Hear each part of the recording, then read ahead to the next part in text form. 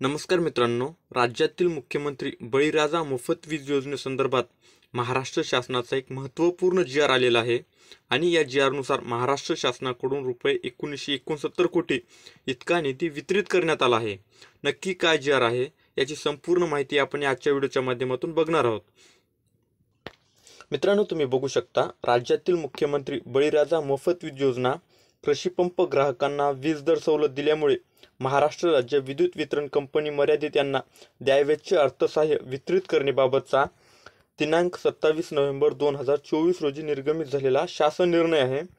यामध्ये काय आहे ते थोडक्यात समजून घेऊयात. प्रस्तावनेमध्ये तुम्ही बघू शकता, राज्यातील विविध वर्गातील ग्राहकांना शासनाच्या धोरणानुसार विद्युत वितरण कंपनीला वीज दरात सवलत देण्यात येते व त्याची प्रतिपूर्ती शासनाकडून वितरण कंपनीस केली जाते.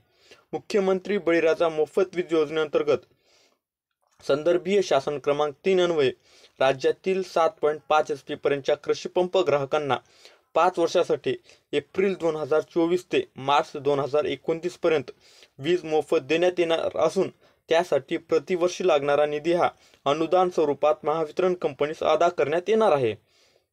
सन 2024-25 आर्थिक वर्षाकरता मुख्यमंत्री बळीराजा मोफत वीज योजना कृषी पंप ग्राहकांना वीज दर सवलत योजनेकरिता हा निधी वितरित करण्यात येणार आहे.